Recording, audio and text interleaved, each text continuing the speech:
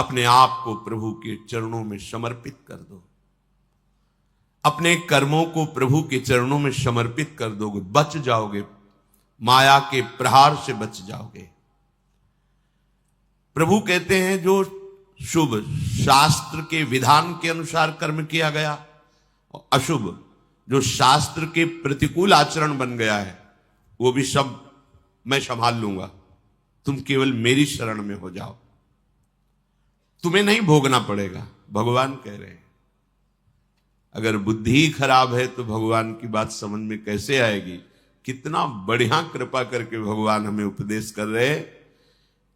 अगर शास्त्र प्रतिकूल भी आचरण हो गए तो तू चिंता मत कर, मेरी शरण में आ जा।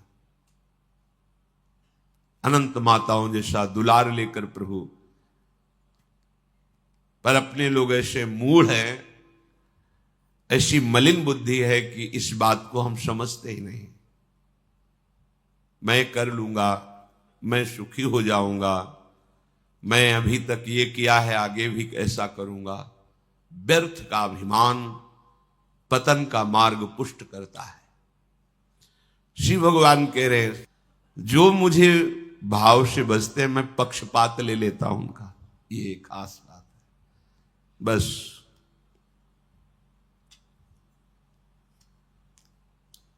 इसी बात से हम जीत गए। अगर केवल हिसाब हो तो हम कभी भगवत प्राप्ति नहीं कर सकते, कि तुम जो करोगे वही तुम्हें मिलेगा, तो हम कभी भगवत प्राप्ति के लायक ही नहीं हो सकते। बस ये बात हमें जिता देती है। ये भजन्तु माम भक्त्या मयि ते तेषु चाप्यहम्, मैं उनमें प्रकाशित हो जाता हूं और वो मेरे में प्रकाशित। जो मुझे प्रेम से भजता है, अब प्रेम है कि नहीं ये तो पता नहीं, पर प्रभु के सिवा और कोई है नहीं। वही जीवन है, वही हमारे सब हैं। राधा राधा राधा, इससे जीत गए। अगर हमारे हिसाब में देखा जाए तो ऐसा कोई तप सृष्टि में नहीं है जो भगवान को खरीद सके, ऐसा कोई सिद्धांत नहीं जो भगवान को अधीन कर सके। जैसे मां मेरा बच्चा है ऐसा मान करके हर समय आंतरिक दृष्टि रखती है, जरा सा भय उपस्थित होने पर आगे खड़ी हो जाती है। ये तो एक अंश का वात्सल्य है, वो वात्सल्य समुद्र है। बस इसी बात से हम जीत गए। नहीं तो भगवान जब अपने स्वभाव में हो तो हम कभी भगवत प्राप्ति नहीं कर सकते। भगवान का स्वभाव क्या? समोहम सर्वभूतेषु न मे द्वेष्योस्ति न प्रियः, मेरा कोई प्रिय नहीं है और कोई अप्रिय नहीं है। फिर तो हमारी बात नहीं बन पाती। अगर हमारी बात बनी है तो उनके दुलार से बनी है। उनका दुलार कैसे अनुभव में आया? कैसे आता है? अपनापन करने से। मेरे प्रभु जैसे भी है हम आपके हैं नाथ, अब आपके सिवा हमारा कोई सहारा नहीं।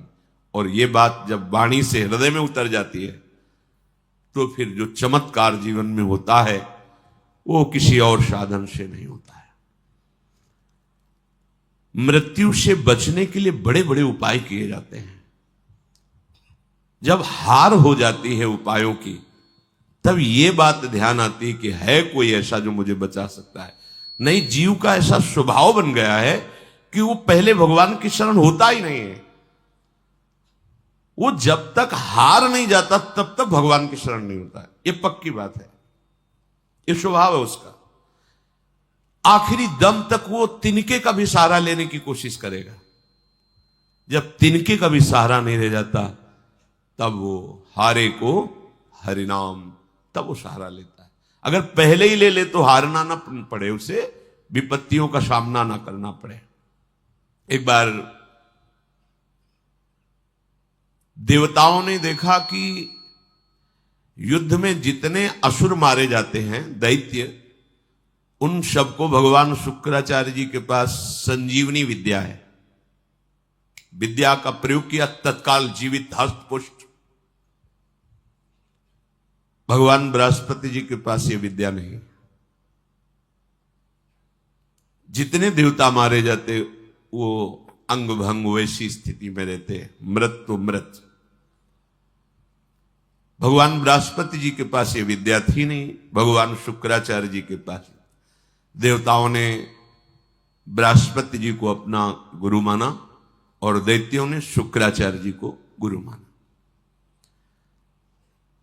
अपने गुरुदेव की कहीं भी लघुता मन में भी नहीं आनी चाहिए। इसलिए देवताओं ने कभी बृहस्पति जी से ये प्रार्थना भी नहीं की कि आप संजीवनी विद्या सीख लीजिए, हम लोगों को जिलाने, कभी प्रार्थना नहीं की। गुरु महिमा है। पर उनके बड़े पुत्र का नाम कच्छ था।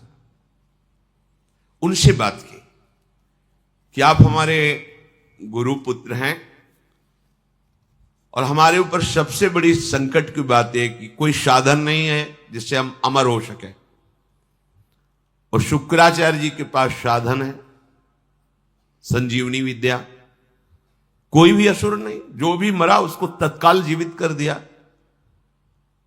अगर आप जाएं भगवान शुक्राचार्य जी के पास और शिष्यत्व स्वीकार करें और उनको प्रसन्न कर लें, तो आप अधिकारी हैं, आपको संजीवनी विद्या दे सकते हैं, एक जीवन को जिलाने के लिए।